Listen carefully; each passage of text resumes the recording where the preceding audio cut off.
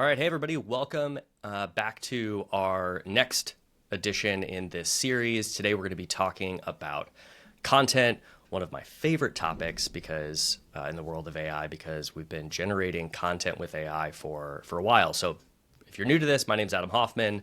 I'm one of our AI leaders here at Elixirr. I've spent the majority of my career in and around early stage startups, and one of those companies was acquired by Elixirr. And so now I get to lead our AI practice across a little bit of everything that we do. But today, the star of the show, I'm joined by Natalie Charles, one of our senior content leaders here at Elixirr Digital. Natalie, tell us a little bit about you. What are you up to these days? What are you seeing? What's going on?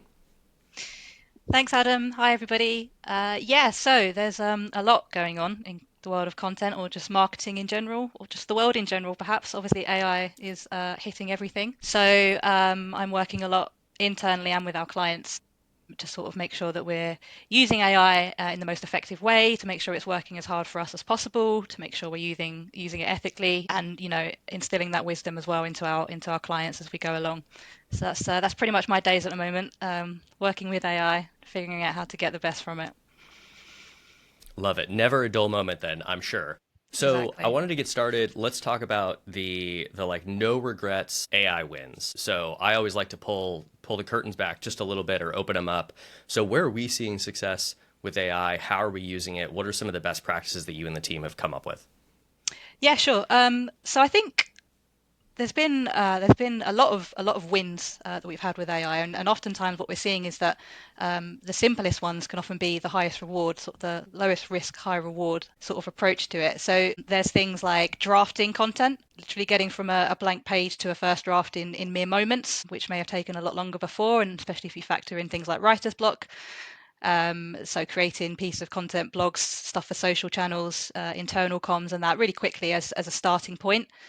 Um, we're often seeing as well that AI is great for sort of repurposing and repackaging content and to help us get a head start on that. So turning a report into a blog, or a blog into, say, an infographic on social, or a carousel on LinkedIn or something like that. Um, and also one of the biggest ones as well it's helping us with is brainstorming.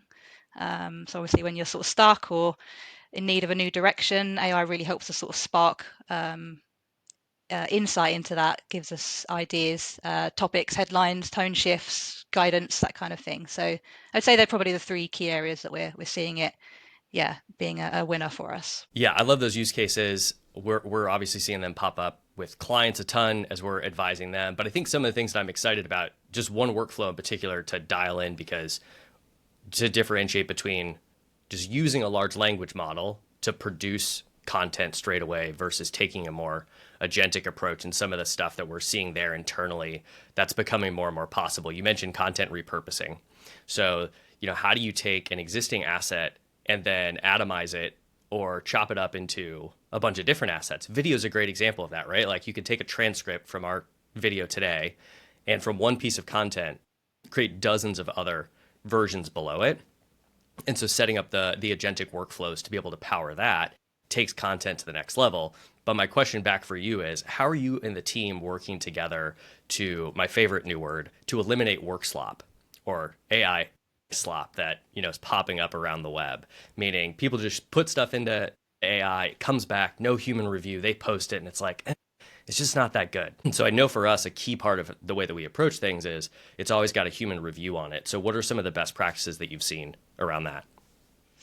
Yeah, that's a really good question. There is, I would completely agree with you. There's a lot of slop risk, I guess you could call it, off the back of that. There is sort of a wave of content hitting the web that you can see is kind of becomes easier to tell is AI generated. And obviously, when a lot of people are doing that at scale, you see that the results at scale as well. You're seeing sort of a lot of samey, similar content across the web. I would say that AI does make content easy to produce, but it makes it harder to stand out.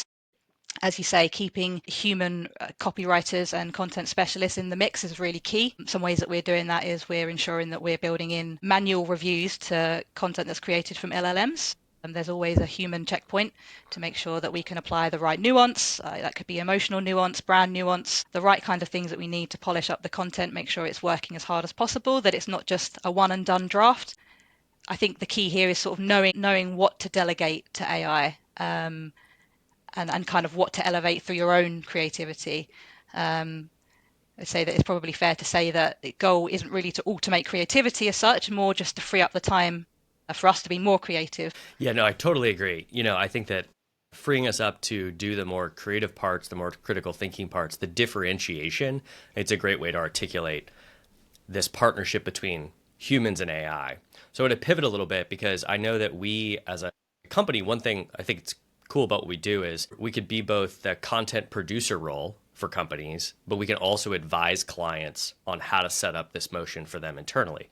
I know at this moment, I'm talking to a lot of marketing teams, go-to-market teams, creative teams about how do you set this stuff up. So I'd love to hear from you when we're working with clients right now. What are some of the things that we're seeing when it comes to helping clients either produce their content or show them how to start using AI to do it? What's working?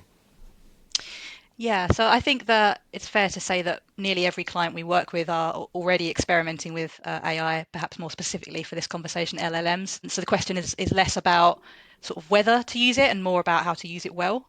So a lot of the things we're talking to clients about now is about that very thing, how to use it ethically, responsibly, and in the most effective ways possible. So we're helping our clients sort of create those AI solutions, implement those solutions, and then govern those solutions for their specific use cases. So that could be anything from supporting with training up staff on our client side with prompt engineering and that kind of thing, teaching team members how to sort of ask AI and use AI for what they actually need in the most effective way. That's kind of where ensuring quality starts out. Like I said before as well, we also are sort of advocating for the need for human involvement, human review, for tone, for accuracy, authenticity, all those kinds of things. So very much supporting in ensuring that the client is maintaining their own established brand tone, editorial styles, that kind of thing. Some things that AI can potentially skip over if it's not used properly, and kind of just governing the ethics around responsible use as well. So making sure that that content that they're creating with AI is aligning with the brand values. It's sort of avoiding any grey areas that can crop up quite consistently with AI, any kind of biases or misinformation. So just telling them about the watch outs and ways to work around that, I think, is a key one. Yeah, no, that's great. The other area that I like that you called out that I think is a less obvious way to use AI, but is one that I try to recommend as often as possible is around all the like, let's call it content support. So you talked about governance, things like brand compliance, things like legal and regulatory compliance. Those are actually amazing use cases for companies to consider applying AI to because let's be honest, the human side, some people just don't want to go do those extra reviews to begin with. And two, they're biased. Whereas you could take a model with good prompting, good examples, maybe a little bit of fine tuning, have it be the first version of the brand police, if you will. And then you could have another version that is the regulatory review on the content. And now you've got these kind of support personas for a human who's producing content. So once again, their focus is on, is this content going to hit the mark with the customer, which is the third use case that's starting to emerge. There's a really interesting research paper that came out a couple weeks ago, I believe, that looked at how LLMs, you could start to use them to actually predict consumer behavior. So building digital personas that you can then run content past is starting to become more and more possible and also accurate in terms of, hey, here's this content. I built it for this persona. How are they going to respond to it? Is it going to achieve the goal and the objective that I want? Now you've got three support systems for a human who just got exponentially more capable, at the job that they're already doing. So what are some of the other places maybe that you've seen that human AI collaboration that maybe companies aren't thinking about or marketing and content leaders aren't thinking about that they should consider right now? Yeah, so I think one of the key things is kind of trying to support in helping people understand a bit better about some of the signals that AI leaves behind that makes it kind of, I guess, clearer to think it perhaps has been generated by LLMs.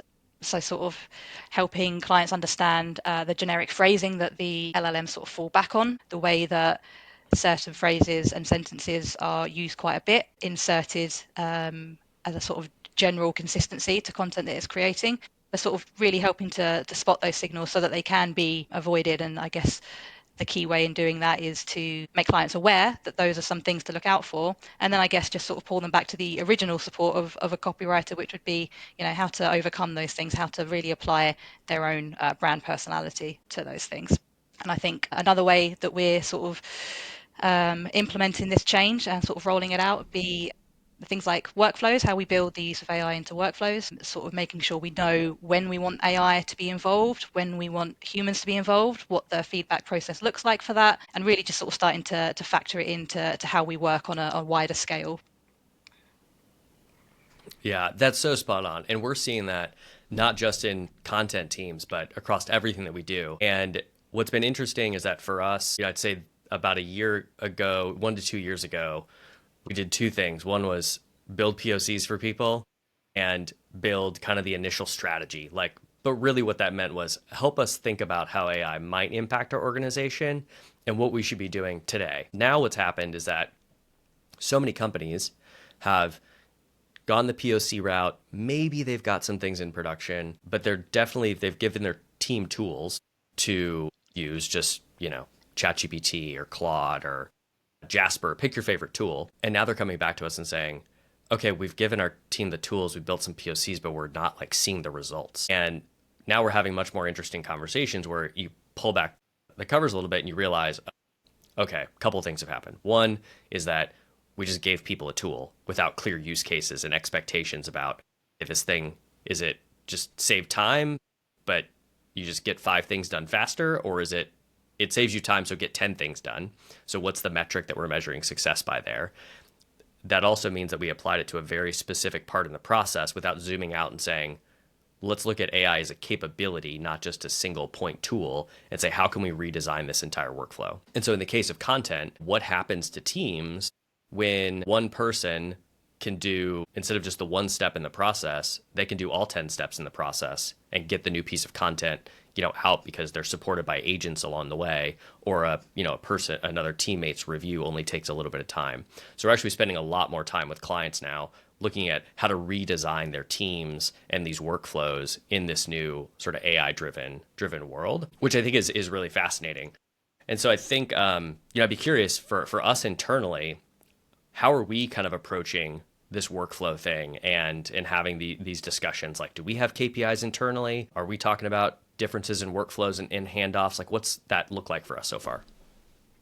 Yeah, sure. That's a really good question. And it is kind of overhauling the entire way that we work, I suppose. And I guess more specifically from how I find things day to day in my role, that is a really key question because, as you say, AI can pick up a lot of jobs. It's multifaceted. It can do a lot of things that we would do perhaps in more of an assembly line before, really quickly and by one operator now. So I think, especially at Elixirr Digital, what we're doing and what we're spending a lot of time on now that we know that is how we can innovate with those tools. So it's less about, okay, yeah, we've got this great tool that can help do a lot of the things that we used to do more quickly and more efficiently, perhaps as a starting point. But how can we leverage that on a broader scale? How can we, ensure that rolls out across the company? How can we ensure that everyone is using it in the same ways to get the same results? There's obviously a real learning curve around making sure that we're all approaching these AI tools in a similar way, particularly internally. So I think they're the key things right now is that we are thinking broader scale about it. And we are, I guess, in the process of redefining what the role of a content writer or a copy specialist looks like going forwards. And I think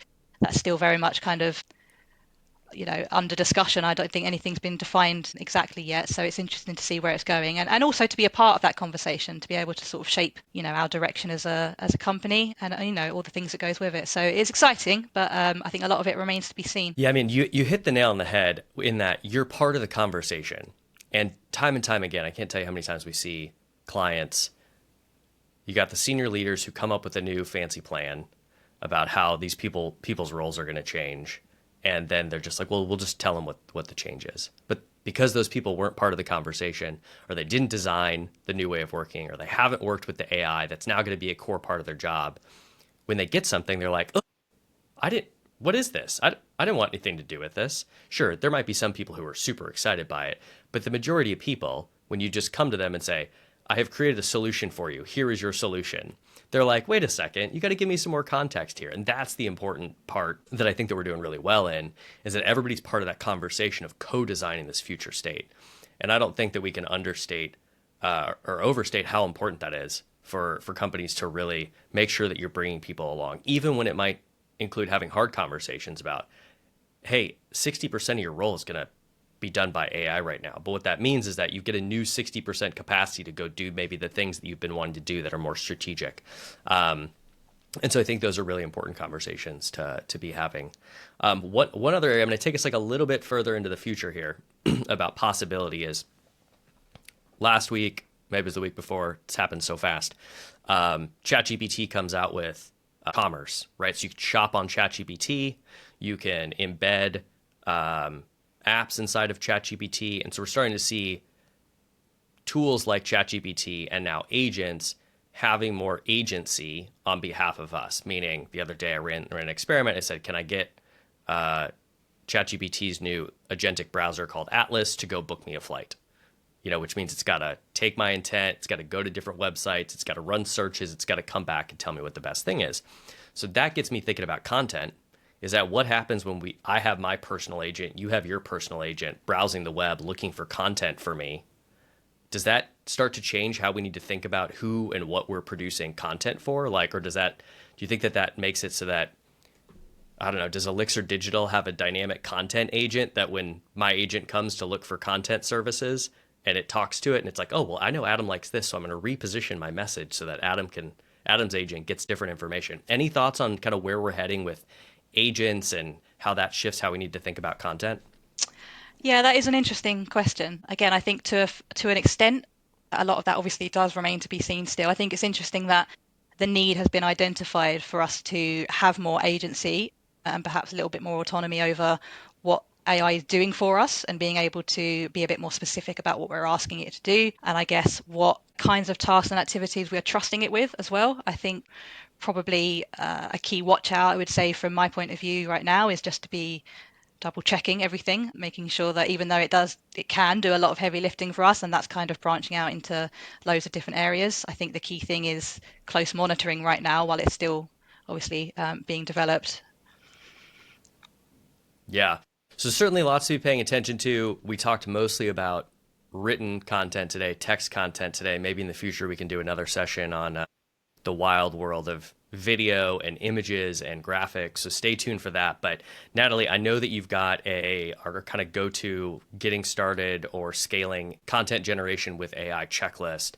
What are the key things that you want people to keep in mind? Yeah, so I think we can boil it down to maybe 5 key things, and that would be really good just to keep in mind for companies and organizations who are using AI and trying to, use it in the most effective way possible. I would say for a start, having a clear goal about what you want to use it for, which may sound really simple, but can often be missed. We have this great tool at our disposal. The fact that we can use it is one thing, but what we should use it for is a different question, and that will sort of depend organization by organization. I think as a second thing, setting clear sort of governance rules around the AI tools that companies decide to use or create is a really key step. What's kind of okay and acceptable for these tools and what's not, and making sure that that information is rolled out company wide so everyone is on the same page with these tools that are available. I think thirdly, training is really key, as we sort of touched on before, training your people to know sort of the approaches that your organization wants to use, how to use it in the best way. Obviously, like I said, prompt engineering is a new skill. So sort of upskilling staff in knowing how to get the best out of LLMs and other AI tools is really key. I think a fourth point could be that, like we said before, keeping a human in the loop is really key. There's a mindset, a school of thought of we have this tool that can write for us now, but it doesn't necessarily mean that it should be doing everything for us. Creativity, accountability and nuance still matter as much as they ever did. So I think, ensuring that manual reviews and human input is part of the process is still really important. And I guess finally, tracking what works is super important as well, like measuring the engagement with and the quality of AI generated content and other tools rather than just the output themselves, is really important. And, it can help shape what could be done better next time, what maybe didn't work. So then there's a continuous learning and improvement instilled in the ways of working, which is, I think, pretty key at the moment for any company using AI. Yeah, I love that. I'm going to add 2 more for once you've done that first 5 and you're ready to really get going. Maybe you're already at the stage where you've checked these 5 boxes. Natalie nailed it. Building in those feedback loops for all 5 of those things is key. Meaning, You could take in feedback from engagement, from metrics that you've got, feed that back into whatever you're using to produce your content to make it better. You've got feedback coming from the team about what's working and what's not working.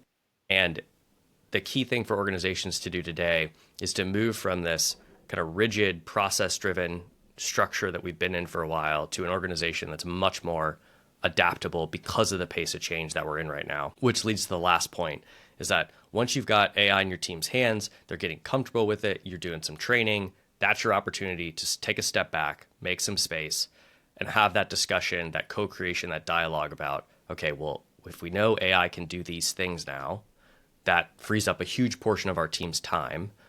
What's the future look like, right? How do we create content at scale, in this sort of new world? What's the role of the human? What's the role of AI? How do we create that partnership? And what does that enable us to do that we just weren't able to do before? And I think that's a really exciting conversation to have. So, Natalie, thank you so much for taking the time to hang out today and talk about AI in content generation. And for everybody else who's listening, we've got a lot of good sessions coming up, and excited to keep sharing more on and helping you on your AI journey. Thanks. Thanks, everybody.